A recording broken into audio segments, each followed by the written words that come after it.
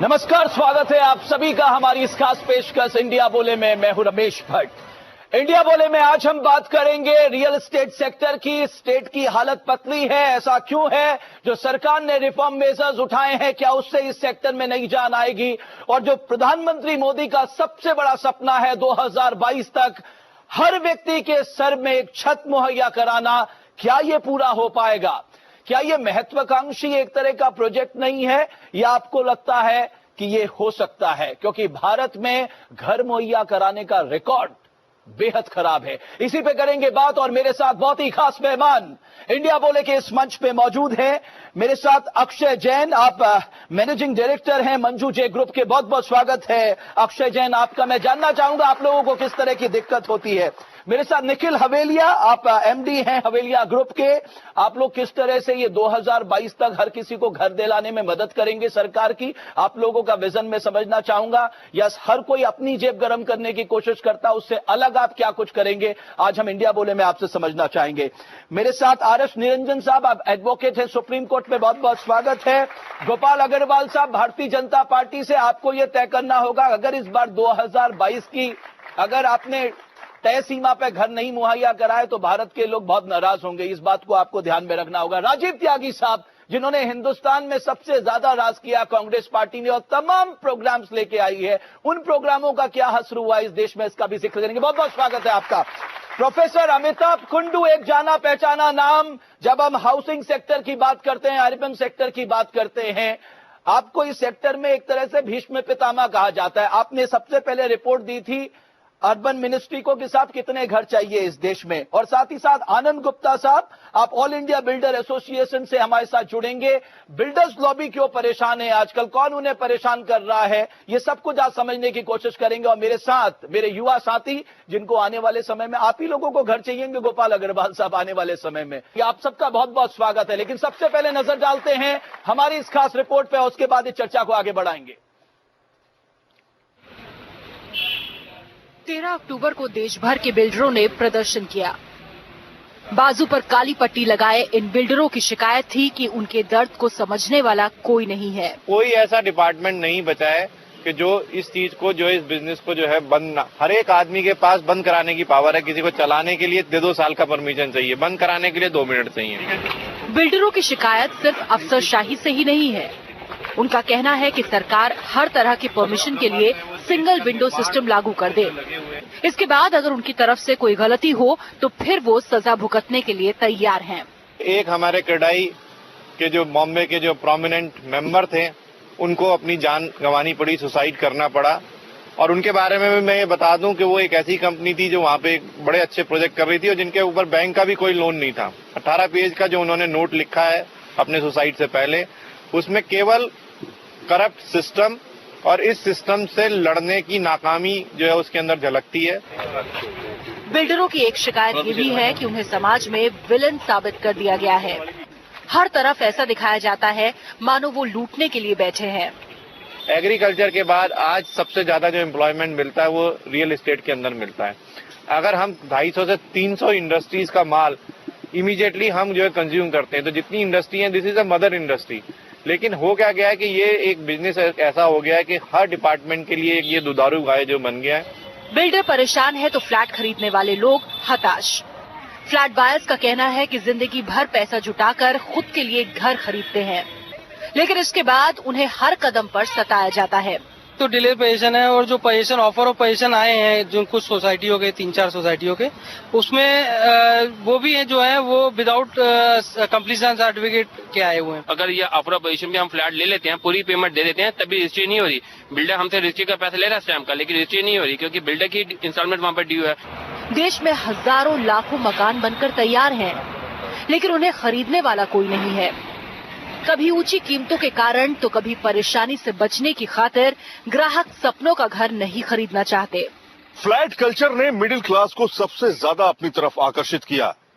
इसे पाने की चाहत में मिडिल क्लास ने अपनी पूरी कमाई फ्लैट को पाने के लिए झोंक दी। फ्लैट तो मिला नहीं, लेकिन ईएमआई और रेंट जरूर हर महीने जाता रहा। ना तो सरकार के सामने सुनवाई है, ना तो बिल्डर के सामने सुनवाई है। जाहिर तौर पर बायर्स अब जाए तो जाए कहां। जर्नलिस्ट अंकित रावत के साथ सैयद आमिर हुसैन, न्यूज नेशन, नोएडा। आनंद गुप्ता साहब, मेरा पहला सवाल से बिल्डर क्यों परेशान है भाई इस देश में? नहीं, बिल्डर इसलिए परेशान है कि देखिए आज बॉम्बे महाराष्ट्र में यदि हम देखेंगे तो 18 से 2 साल का टाइम लग रहा है अप्रूवल लेने के लिए कोई भी बिल्डिंग का प्रपोजल के लिए। एक 55 परमिशंस लगती हैं लोकल सेल्फ गवर्नमेंट की, स्टेट गवर्नमेंट की और गवर्नमेंट ऑफ इंडिया की। अब ये पूरा बिजनेस को हमने एक हर्डल रेस में कन्वर्ट कर दिया है जी, कि हर आदमी इस बिजनेस का में अड़ंगा दे सकता है, लेकिन इसको इजी करने के लिए कोई व्यवस्था नहीं है।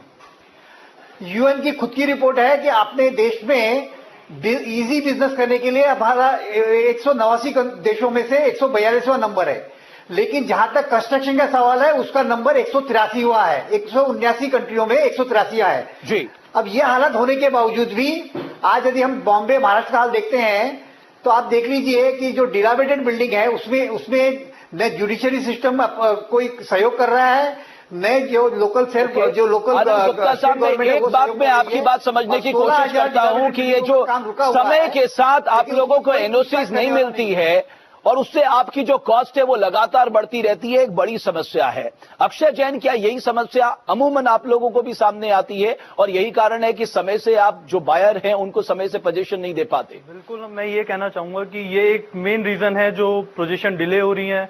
कस्टमर हमसे परेशान है, कस्टमर कहता है बिल्डर चोर है। बिल्डर चोर नहीं है।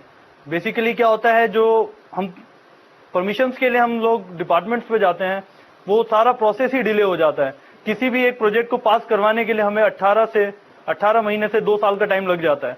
2 साल हम लोग यहीं पे डिले हो गए हैं। अगर यही चीज हमें विद इन 1 मंथ मतलब टाइम फ्रेम में अगर ये सारी चीजें हमें कंप्लीट करा दी जाए तो फिर हम पोजीशन भी बहुत आसानी से दे पाएंगे। ओके, हवेलिया साहब, मैं सिर्फ ये समझना चाहता हूं 2022 तक हम सबको घर देना चाहते हैं। आपको लगता है अगर 1 महीना कर दिया जाए जहां आपको 18 से 2 साल लग रहे हैं तो कहीं ना कहीं ये जो आपका एम्बिशियस टारगेट है ये पूरा हो सकता है? सर, वन विंडो सिस्टम के अलावा हमें और भी कई जरूरतें पड़ेंगी, जैसे कि department PF ESI Manoj Gaur साहब ने बताया अभी न्यूज में कि वो सब चीजें भी रेक्टिफाई करना बहुत जरूरी है। जो प्रॉब्लम्स है उनकी, अभी कंस्ट्रक्शन लेबर के ऊपर रिसेंट ईएसआई लगा है तो लेबर परमानेंट ही नहीं होती है साइट्स पे, बट फिर उसका कंप्लायंस करना बहुत मुश्किल हो जाता है। तो इनके लिए भी हमें सही राह दिखानी बहुत जरूरी है और हम जरूर, अगर वन विंडो सिस्टम कर दिया जाए और सरकार हमारा साथ दे तो जरूर इसको पूरा। लेकिन हमें लेबरों की भी सुरक्षा की चिंता करनी होगी क्योंकि वो बहुत मुश्किल हालातों पे वहां पर काम करते हैं। हाँ जी, तो उनके लिए भी हमें सोचना होगा। सर, उसके लिए हम लेबर सेस भी जमा कराते हैं, बाकी चीजें भी देते हैं, बट ईएसआई में हम लोगों को सबसे बड़ी समस्या यही आती है कि आज लेबर किसी भी साइट पे पूरे स्केल पे 1.5 साल या 2 साल नहीं काम करती। वो करती है 1.5 महीना 2 महीना, फिर वो एक्सचेंज हो जाती है। अभी तो एफडीआई का रिफॉर्म में आपको 100% कंस्ट्रक्शन में एफडीआई दे दी। आपकी जो सीलिंग थी उसे घटा दिया गया। आई थिंक पहले 50,000 थी उसे 20,000 कर दिया गया। क्या ये सब चीजें आपके फायदे के लिए नहीं है? सर, ये फायदे के लिए है, बट साथ साथ सरकार का साथ बहुत जरूरी है क्योंकि जो डिले होता है मेनली प्रोजेक्टों में, उसका कारण है जो क्लियरेंसेज हमें लेनी पड़ती हैं अलग अलग डिपार्टमेंट से, चाहे वो नक्शा पास कराने की हो, चाहे 30 सेकंड में अपना अनुभव बताइए, क्लियरेंसेज में डिले क्यों होता है? सर, क्लियरेंसेज में डिले इस वजह से होता है कि डिपार्टमेंट बहुत सारे इन्वॉल्व हैं, स्टेट लेवल पे भी हैं, लोकल लेवल पे भी हैं और नेशनल लेवल पे भी हैं। तो अगर एक क्लियरेंस कोई एक प्रोजेक्ट को मिल जाती है, सुपोजिवली एक XYZ प्रोजेक्ट को हमें एक क्लियरेंस मिल गई है, तो दूसरे प्रोजेक्ट को उसको लेने की जरूरत नहीं पड़नी चाहिए। एयरपोर्ट अथॉरिटी के केस में अगर एक 21 मंजिला इमारत को एयरपोर्ट की क्लियरेंस मिल गई है, उसके साथ 18 मंजिला इमारत है, तो उसको दोबारा जाना पड़ता है और वो पूरा टाइम लगाना पड़ता है दोबारा क्लियरेंस लेने। प्रोफेसर अमिताभ कंडू, अगर हम स्टेक होल्डर्स की बात करें, खासकर हाउसिंग को लेकर, आपकी सेंट्रल गवर्नमेंट है, आपका स्टेट गवर्नमेंट है, आपका अर्बन लोकल बॉडीज है, आपके PSUs हैं, आपके प्राइवेट प्लेयर्स हैं, आपको लगता है इन सबको साथ आना होगा? रमेश, इसमें कोई शक नहीं है कि चूंकि हमारे देश में भ्रष्टाचार जड़ पकड़ चुका है और इनएफिशिएंसीज हर प्रोडक्शन सेक्टर में है, तो हाउसिंग सेक्टर इससे अछूता नहीं रहेगा और नहीं रह सकता है। और मैं मानता हूं कि इसमें वन विंडो सिस्टम की भी गुंजाइश है और एडमिनिस्ट्रेटिव डिलेज को कम करनी पड़ेगी। लेकिन अगर आप आंकड़ों को देखें, 90 के दशक में 1991 से 2001 तक, 2001 से लेकर 2011 तक हाउस कंस्ट्रक्शन का रेट जो है वो हाउस होल्ड के डिमांड की तुलना में ज्यादा तेजी से बढ़ी है। इसकी वजह से हमारे पास वेकेंट हाउसेस बहुत बढ़ गए हैं। मैं समझता हूं कि अगर आप हर रोज सुबह किसी भी रेडियो चैनल में देखें तो पता चलता है कि फलां सब्सिडी दिया जा रहा है, आप जल्दी से आइए, हमारे घर खाली पड़े हुए हैं। रिजर्व बैंक ऑफ इंडिया के गवर्नर ने भी यही कहा था कि एक बबल आ चुका है हाउसिंग सेक्टर में। इतने सारी बुनियादी डिफिकल्ट के बावजूद भी हाउसिंग एक प्रोडक्टिव, बहुत रेम्यूनरेटिव सेक्टर है। इनफैक्ट अभी एक ईपीडब्ल्यू में आर्टिकल पढ़ रहा था कि स्मगलिंग के बाद में housing investment is the most beneficial investment. मैं समझता हूं कि हाउसेस प्राइसेस जो है बहुत हाई है, जो अफोर्डेबिलिटी के बाहर है। और हमारी हाउसिंग कमेटी जिसका मैं अध्यक्ष रह चुका हूं, हमने बताया है कि 96% जो घर की शॉर्टेज है वो सिर्फ ईडब्ल्यूएस और इकोनॉमिक मैं उसी पे आऊंगा, क्योंकि अब तो प्राइवेट सेक्टर से अरुण जेटली साहब ने भी ये कह दिया कि साहब अगर आप बिल्डिंग बना रहे हैं आपको एक नॉर्म फॉलो करना होगा, दैट इज 30% फॉर ईडब्ल्यूएस। इसको आपको मानना होगा। गोपाल अग्रवाल साहब और राजीव त्यागी साहब और वकील साहब, मैं आपके पास भी आता हूं, कुछ पलों के यहां पर रुक रहे हैं। इस बात को कहने में कोई झिझक नहीं है, जितनी भी अथॉरिटीज ये एनओसीज के लिए बनाई गई है, ये लूट का अड्डा बन गई है।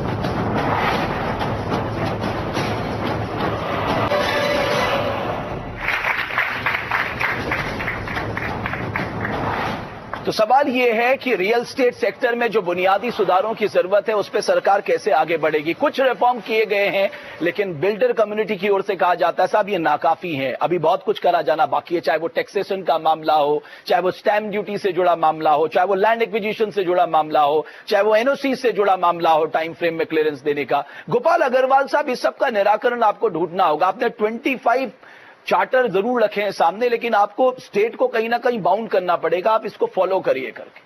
देखिए, सबसे बड़ी बात ये जो रियल एस्टेट सेक्टर की आज जो हमारे देश में हालत है वो फिट केस है कि एक तरफ तो सप्लाई इतनी है, जैसे कुंडू साहब ने भी कहा और सब लोग जानते हैं, रियल एस्टेट डेवलपर्स की सबसे बड़ी प्रॉब्लम क्या है कि उनका मकान बिक नहीं रहा। कंस्ट्रक्शन तो वो और कर सकते हैं, वो सारे प्रॉब्लम तो वो सेटल कर सकते हैं, लेकिन एक्चुअल प्रॉब्लम है कि उनका मकान नहीं बिक रहा। और दूसरी तरफ हमारे देश में आज 2 करोड़ मकान की टारगेट है कि वो आवश्यकता पड़ेगी। जो रिपोर्ट है कि 2022 तक अगर हमें सबको मकान हर व्यक्ति को देना है, 2 करोड़ मकान चाहिए। कुछ और जो एक्सपर्ट्स हैं वो कहते हैं 4 करोड़ मकान चाहिए आपको। तो असली बात क्या है रमेश जी, ये ध्यान में रखना, और सरकार का बिल्कुल यही विजन है जिसके कारण ये रियल एस्टेट सेक्टर ठीक होगा कि क्या जो मिशन है अर्बन जो हाउसिंग मिशन है उसका यही टारगेट है कि जो ईडब्ल्यूएस है या स्लम ड्वेलर्स है उनके लिए हमें ज्यादा मकान चाहिए। और उनके लिए नहीं, की बात करते हैं मुझे कांग्रेस की याद आ जाती है। 2009 में राष्ट्रपति अभिभाषण में इन्होंने कहलवाया हम 5 साल में झुग्गी मुक्त भारत बना देंगे। कहां बना भारत? समस्या जो प्रॉब्लम आपने बताई उसका सॉल्यूशन बिल्कुल यही है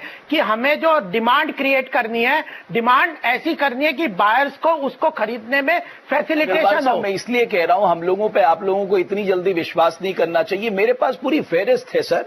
आपने 1990 में राजीव त्यागी साहब इंदिरा आवास योजना शुरू किया, 1998 में 2 बिलियन हाउसिंग स्कीम, 2000 में प्रधानमंत्री ग्रामीण आवास योजना, फिर आपने 2005 में JNNURM और 2009 में राजीव आवास योजना। राजीव त्यागी साहब, आप सोचिए ये रिकॉर्ड बेहद खराब है इस देश में। देखिए रमेश जी, निश्चित रूप से आप सही कह रहे हैं कि बहुत सारी योजनाएं शुरू की गई है, कुछ योजनाएं अच्छी भी चली और कुछ योजनाएं नहीं चल पाई, इसमें कहीं कोई बुराई नहीं है। मैं स्वीकार करता हूं, इसमें पॉलिटिकल लोगों को स्वीकार करना चाहिए कि जहां योजना नहीं चल पा रही स्वीकार करें कि हाँ ये योजना नहीं चल पाई, लेकिन कुछ योजनाएं बहुत बेहतर भी चली, इसमें कोई नहीं। इंदिरा आवास योजना बहुत बेहतर चली गांव देहात में, जिसकी वजह से गांव में गरीब लोगों को आवास मिलने का काम हुआ। कुछ हमारे युवा साथियों से भी सवाल लेंगे, लेकिन मैं आप सब मेहमानों से चाहूंगा इस सेक्टर को कैसे मजबूत कर सकते हैं, कैसे हम 2022 में वो सपना पूरा कर सकते हैं। आप लोगों के सुझाव जरूरी है। हम जल्द हासिल होते हैं।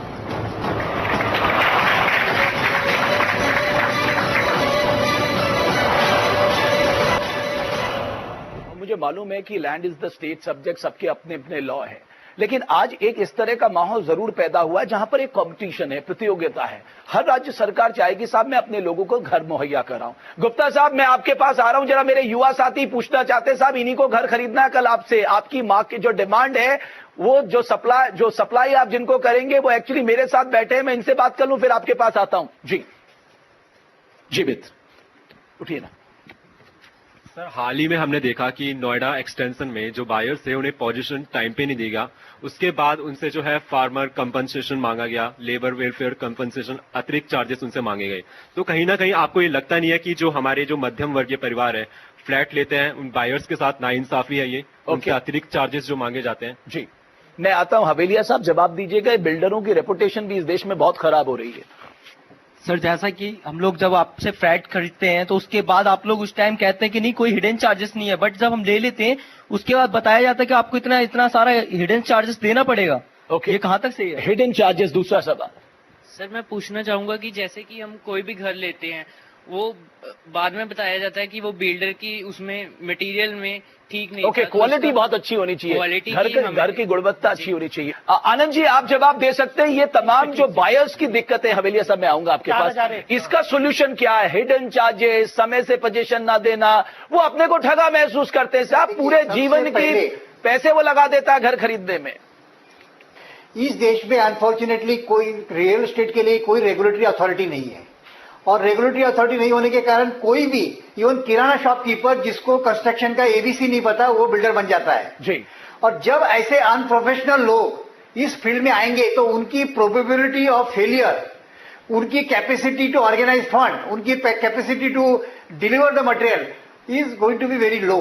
और जब ये होता है तो पूरे बिल्डर कम्युनिटी की इमेज खराब होती है, और ऐसे जो इंसिडेंट्स हैं, जो कस्टमर के साथ इंजस्टिस वाली बातें बढ़ती हैं। आप पैरवी कर रहे हैं कि हमने ये जो 1.5 से 2 साल का टाइम है, उसको 1 विंडो क्लियरेंस जब तक लाएंगे नहीं, ये मामला सॉल्व नहीं होगा। ओके, ये कितना आसान होगा और सब मिलकर इस लक्ष्य को कैसे पूरा कर सकते हैं, बशर्ते है उसके लिए जो रिफॉर्म की बात हो रही है, जो भी सुझाव हमारे पास आ रहे हैं, जाहिर है भारत सरकार और राज्य सरकार उन पर विचार कर सकती है, क्योंकि उन्हें अपनी आबादी को घर मुहैया कराना है। जल्द हाजिर होते हैं।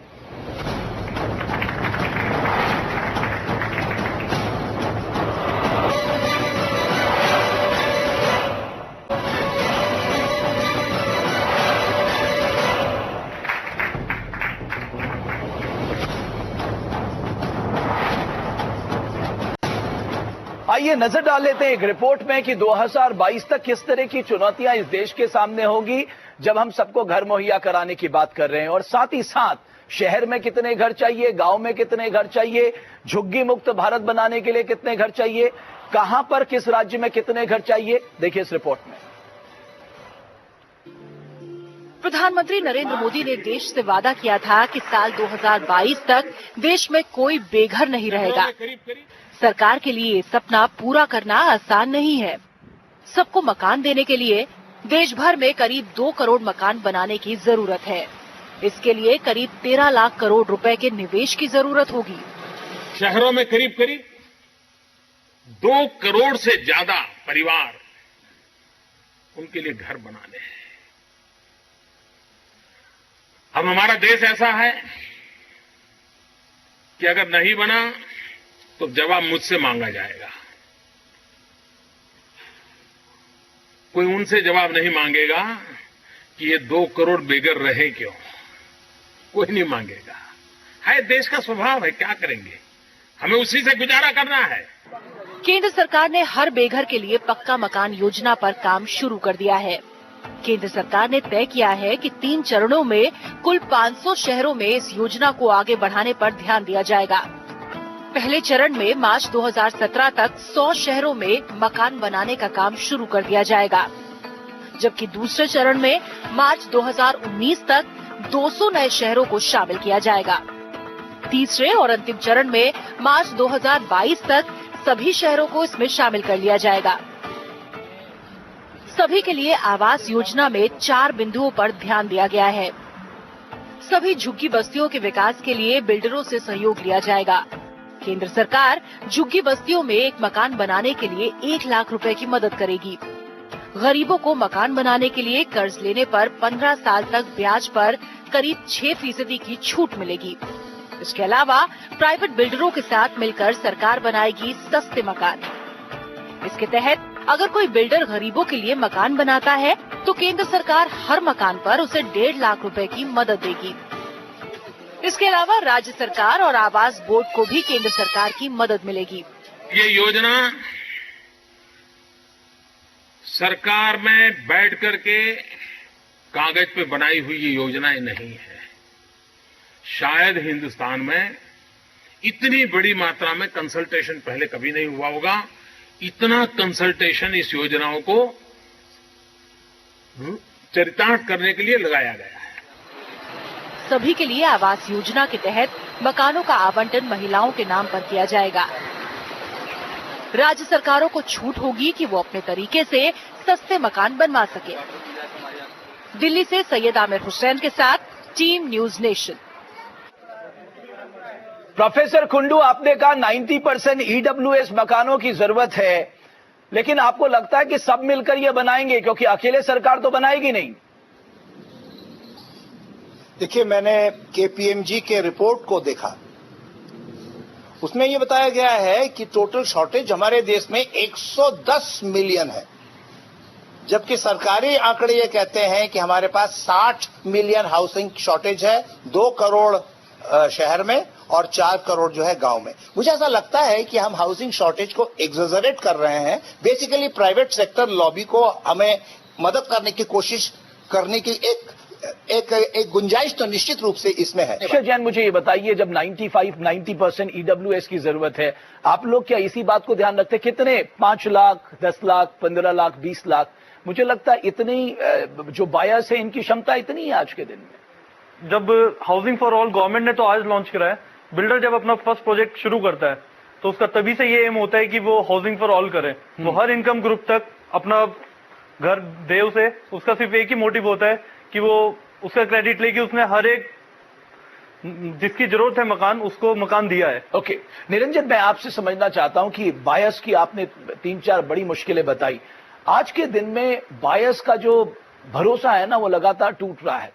ये भरोसा कैसे वापस लाया? सर, ये हमारा जो लीगल सिस्टम है, there are remedies, there are 5 efficacious remedy, but they are not implemented properly. आप देखिए कितना अच्छा है कंज्यूमर प्रोटेक्शन एक्ट। आप इमीडिएटली कोई पैसा नहीं देना, आपको कोई फीस नहीं है, नथिंग इज रिक्वायर्ड। यू एक प्लेन पेपर कागज में जो अपनी प्रॉब्लम है, किसी बिल्डर के अगेंस्ट है, कोई भी प्रॉब्लम है, छोटी है या बड़ी है, वो ले लीजिए, वो लगा दीजिए सीधी, वो रिजॉल्व हो जाएगी। सेकंड, आपके पास है स्पेसिफिक रिलीफ एक्ट में आप क्लेम कंपनसेशन क्लेम कर सकते हैं सिविल प्रोसीजर कोर्ट में। उसमें सिर्फ एक डिफिकल्टी जो गवर्नमेंट को ठीक करनी है, उसमें कोर्ट फीस लगती है 5-10%। वो कोर्ट फीस हमें मार देती है कंज्यूमर को। वो बोलती है कि हम इतना तो बिल्डर्स को दे रहे हैं, इतनी ईएमआई भर रहे हैं और हम वो कोर्ट फीस कैसे दें। तो अगर सरकार इस कोर्ट फीस को एग्जेम्प्ट कर दे for only for property buyers जो अपना फर्स्ट होम खरीद रहे हैं, तो ये बहुत बड़ी मेहरबानी होगी इस देश के लिए। अच्छा, क्रिमिनल रेमेडी सबसे बड़ी दुख की बात है कि क्रिमिनल रेमेडी अवेलेबल नहीं है। कोई भी गलती करे बिल्डर, अगर आप कोई अगर फॉर्जरी फ्रॉड का अगर आप केस करते हो, इमीडिएटली इट इज डिसमिस्ड। बिल्कुल। तो क्रिमिनल अग्रवाल साहब, ये एक डिमांड आई है जो आप, क्योंकि सबका सहयोग चाहते हैं कि साहब आप रियल एस्टेट को इंफ्रास्ट्रक्चर का दर्जा दीजिए।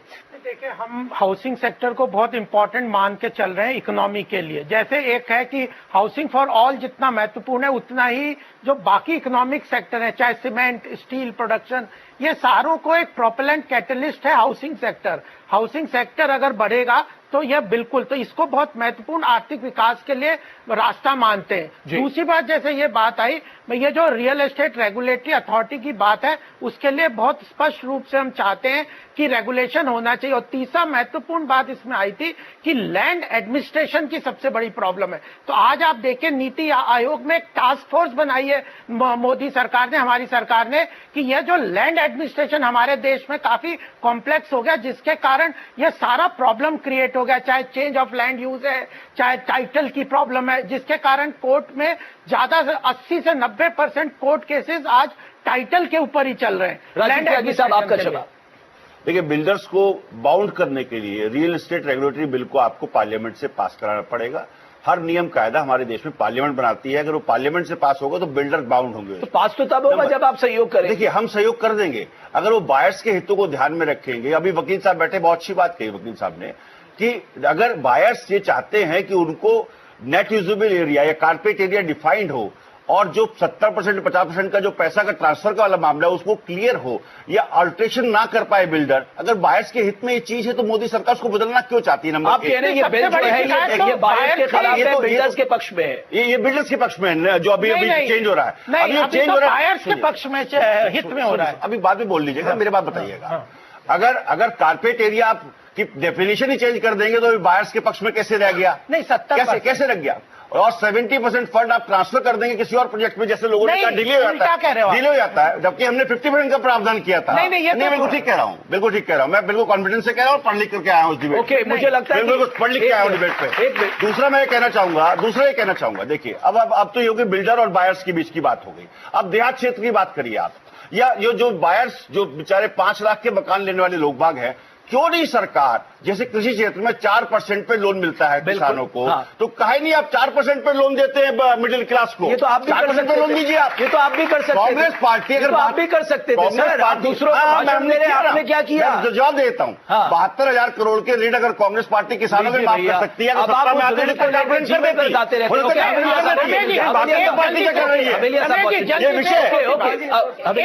Gopal Agarwal, one window clearance के अलावा भी बहुत समस्याएं हैं। आज हम अगर सीमेंट की बात करते हैं, सीमेंट हम लोग जुलाई में 200 रुपए में इकट्ठा खरीदते थे, कितना बढ़ गया ये देखिएगा, 300 रुपए का भाव हो गया। सरकार क्या कर रही है इसमें देखना पड़ेगा ना। कंप्लेंट हमने कॉम्पिटिशन कमीशन ऑफ इंडिया को भी की है, इस पे कभी कोई एक्शन नहीं लिया गया। सीमेंट मैन्युफैक्चरर सब काटल करते हैं और वो रेट कम नहीं करते हैं बिल्कुल भी। ऐसी समस्याएं भी आती हैं जिसका सीधा प्रभाव बिल्कुल मैं सहमत हूं कि बिल्डर्स को भी दबाया जा रहा है सरकार के द्वारा, और सीमेंट की कीमतें जैसे 3 महीने में 100 रुपए कट्टा बढ़ी है, तो उससे आम आदमी जो क्वेश्चन है उनका आंसर, सीमेंट की कीमतें क्यों बढ़ी इसका जवाब दीजिए। सीमेंट की कीमतें बढ़ने से बिल्डर नुकसान में नहीं, बाहर नुकसान में नहीं है। अब मैं इसके जवाब दे देता हूँ। नितिन गडकरी ने स्पष्ट कहा है, सीमेंट मैन्युफैक्चरर्स को बुला के कहा है कि आपको कार्टेल अगर किया तो हम इंपोर्ट कर देंगे, और जो एंटी डंपिंग ड्यूटी की बातें जो बाहर से इंपोर्ट कर देंगे, ये स्पष्ट उनको चेतावनी दी गई है, और उसके बाद 170 रुपए के अंदर लाने की बात उनको कही है। बायर के फेवर में ये कोई भी गवर्नमेंट, राजीव त्यागी साहब, पूछ लीजिए। राजीव त्यागी साहब, एक मिनट मुझे दीजिए, मैं आप लोगों से आपके सुझाव भी चाहूंगा। अगर उस बिल में सुझाव दे रहे हैं तो आपके पास ये होगा। मैं आ रहा हूँ, ओके, पहला सुझाव मेरा आ रहा हूँ, एक मिनट, गोपाल राइट होना चाहिए। ये जो गलत बात, जोनल प्लान बने पूरे देश में। अरे इस देश में लॉन्ग टर्म प्लान है कहाँ आपके पास? आपके पास मास्टर प्लान है कहाँ आपके पास? अगले 5 साल के मास्टर प्लान है। मुझे उसको भी चेंज करना चाहते हैं। मुझे कुछ पलों के लिए यहाँ पर रुकना है, हम जल्दा से रोते हैं। हमारे सारे मेहमान हमारे साथ बने हुए हैं, कुछ हमारे युवा साथियों से भी सवाल लेंगे, लेकिन मैं आप सब मेहमानों से चाहूंगा इस सेक्टर को कैसे मजबूत कर सकते हैं, कैसे हम 2022 में वो सपना पूरा कर सकते हैं। आप लोगों के सुझाव जरूरी है। हम जल्द हासिल होते हैं।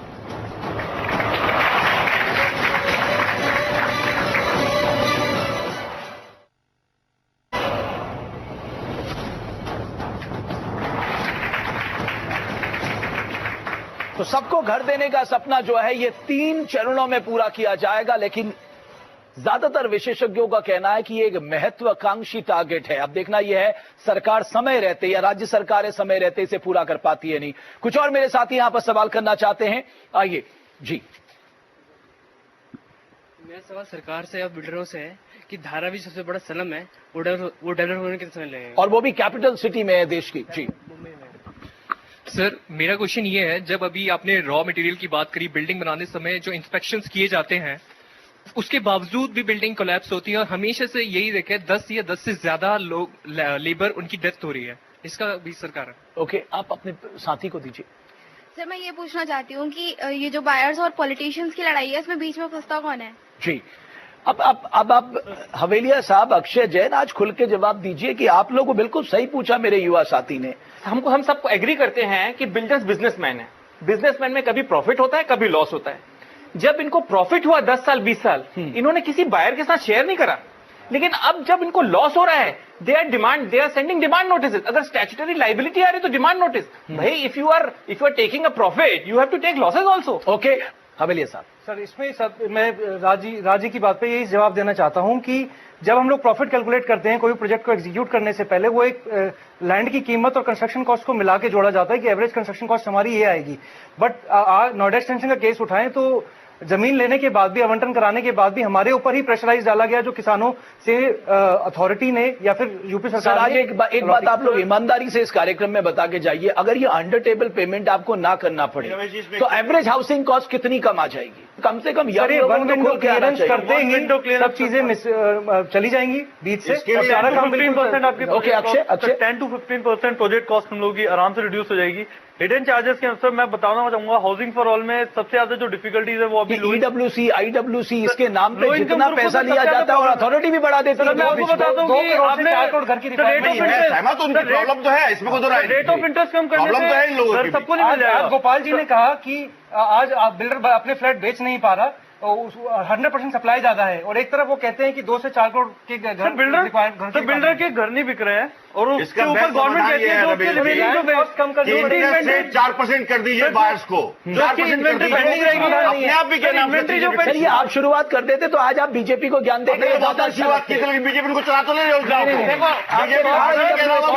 बात करें। हम जल्द हासिल करें।